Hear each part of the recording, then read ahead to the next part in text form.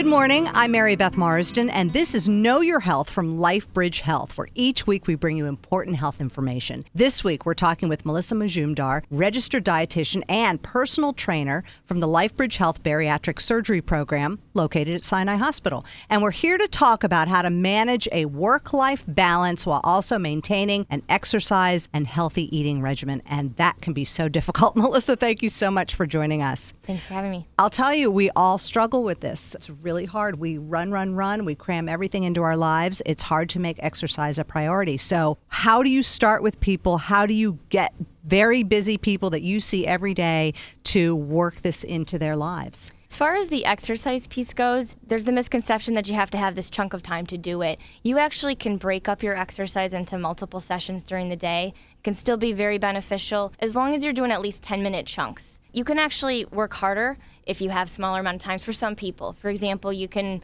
run faster or lift more weights if you do smaller increments multiple times a day. So if you can, get up a few minutes early, do a DVD at home, and then maybe power walk on your lunch break, you're still being very effective. So it's a matter of finding kind of what can fit into your life and then working it in that way and knowing that there's flexibility to it. Right. So how about the eating then? The eating piece, yep. So how do we fit that into our life?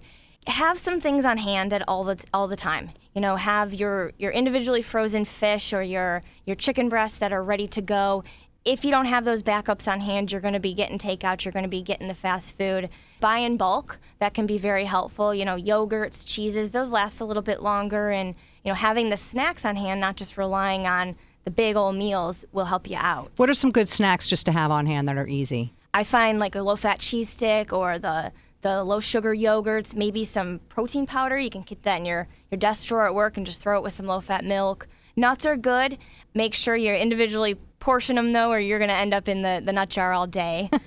That's true. Now, you preach it, so I know you live it. What are your secrets? Do you do one grocery shopping a week and just really plan specifically for every day of the week? Good question. So we do go every week. Where we can't make it to the store. I take advantage of ordering online. I love that technique. Or you go through an express lane and get your groceries that way. But we spend, a Sunday afternoon maybe cooking a couple meals so that if there's a weeknight that's busy, we've got something planned. And we usually make leftovers for lunches. That's key, right? With the microwave, you can pack in exactly a nice meal.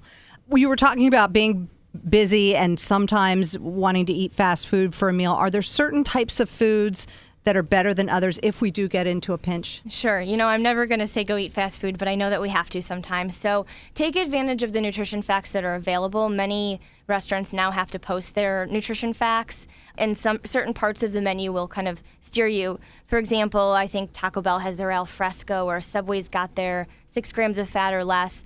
And order sauces on the side, have half the starches if you can. Skip the side dishes. That's really where you're going to fall into trouble with the French fries, and even the caloric drinks will get you into trouble. So keep it basic if you have to.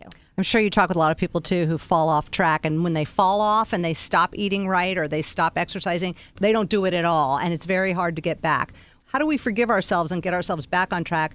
What do we do? I think you said it. Forgive yourself. It doesn't have to be all or nothing. If you made one bad meal choice, just do the best you can in the moment and know that the next meal you can do a better job, or the next day, if it's the next day, fine. It doesn't have to be going crazy for a month. So just make the best decision you can at the time. I'm sure you see a lot of people of all different ages, but obviously we are an aging population that is probably more active at the ages we are now than we ever were. 50 today, it is not the 50 of 20 years ago.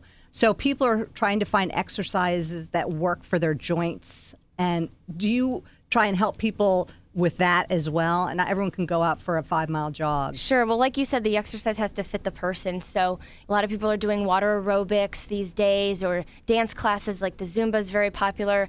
And again, you can do a lot of things from your home, which gives you the capability of taking breaks. The walking DVD at your house or on-demand exercises.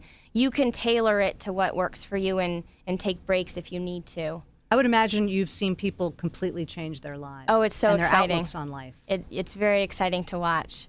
Yeah. What are some of the other ways that our listeners can learn more about the weight loss surgery options? Our website is the best place to go, lifebridgehealthweightloss.org, and to attend one of our informational seminars if you want to hear from patients who have gone through this experience. All right, Melissa, thank you so much for joining us. It's so important to have a full and healthy life, and eating right and exercising are key components of it. Well, it's fun to talk about. If you'd like to make an appointment with a LifeBridge Health Bariatrics Specialist near you, you can call 410-601-WELL. That's 410-601-WELL, or visit lifebridgehealthweightloss.org. I'm Mary Beth Marsden. Thanks for joining us. It's 10 o'clock.